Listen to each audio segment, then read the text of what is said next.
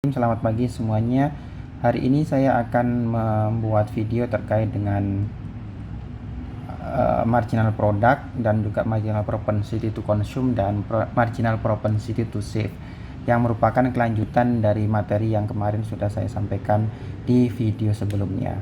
Ya, jadi sebagai awalan bahwa ketika kita berbicara tentang konsep marginal, maka kita harus ingat bahwa marginal itu merupakan turunan pertama dari satu fungsi aslinya, ya.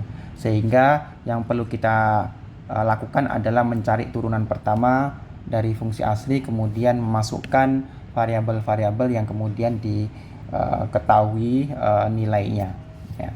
Untuk yang pertama ini akan saya jelaskan tentang marginal product, yang merupakan turunan pertama dari fungsi produksi.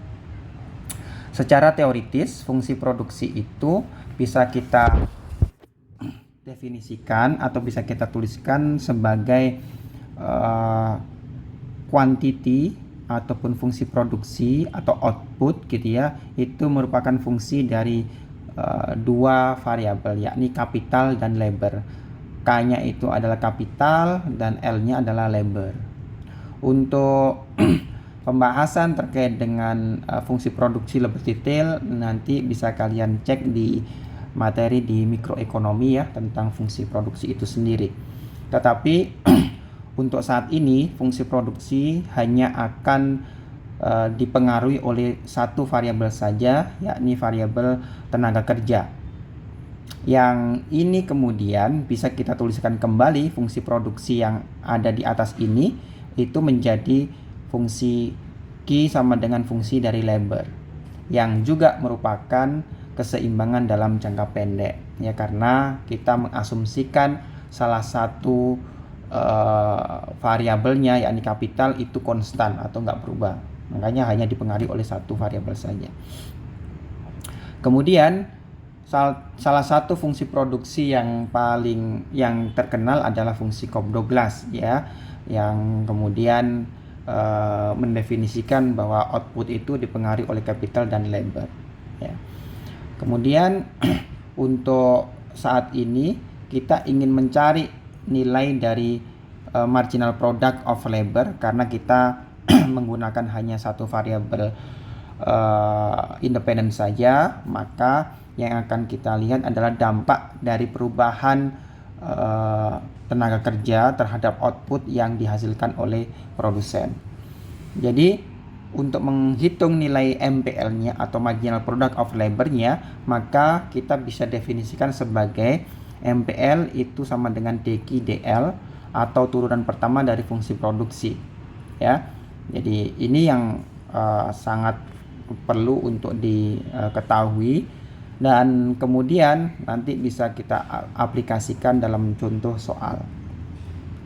Di sini terdapat satu soal yang menanyakan tentang nilai dari MPL ketika L-nya sama dengan 1, 9, 100, dan 2500 dengan fungsi produksi Q sama dengan 300 akar L dikurangi dengan 4L.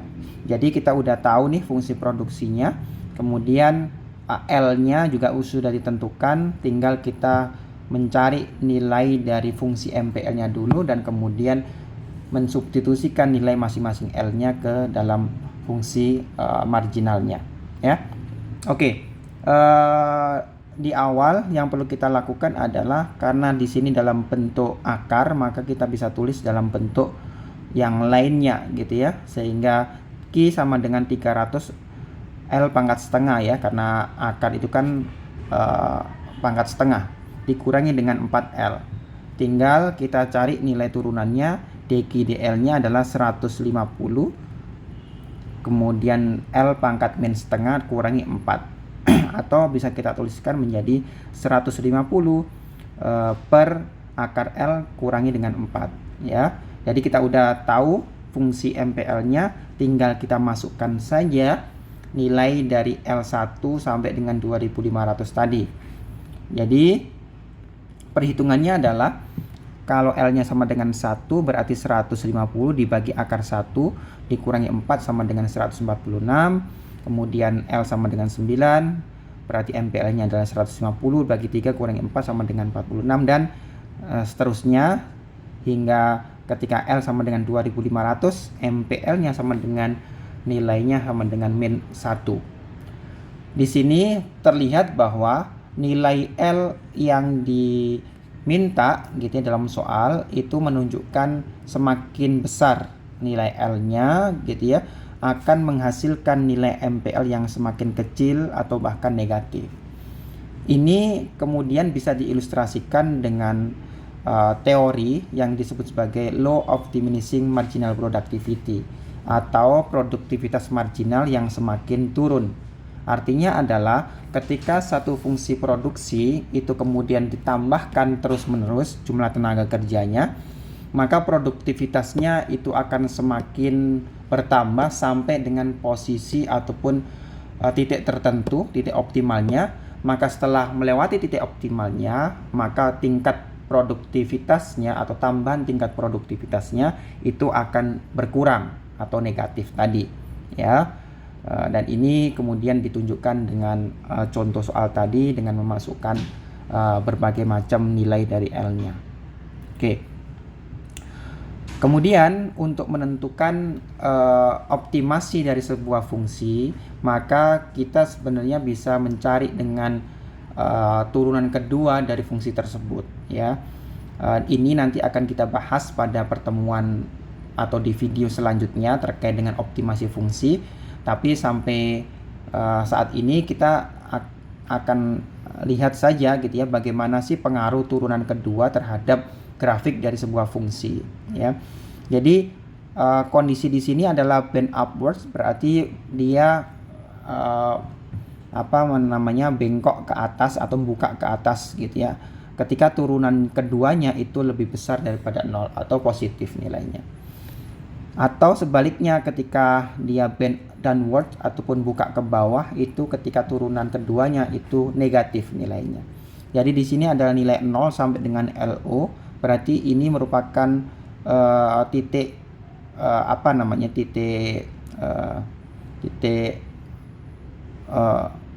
pembeda gitu ya antara di mana dia yang buka ke bawah ke atas atau juga yang buka ke bawah ya. Jadi itulah yang kemudian bisa kita lihat nanti, bisa kita buktikan dengan menggunakan optimasi satu fungsi. Oke. Saya kira itu nanti untuk contoh-contoh lainnya bisa dilihat dari referensi yang sudah saya berikan di bukunya Ian Jacks gitu ya. Untuk materinya di chapter 4 ya, dan bisa dikerjakan contoh-contoh soalannya. Terima kasih, dan saya lanjutkan nanti di materi terkait dengan fungsi MPS dan juga MPC-nya. Terima kasih dan Assalamualaikum warahmatullahi wabarakatuh.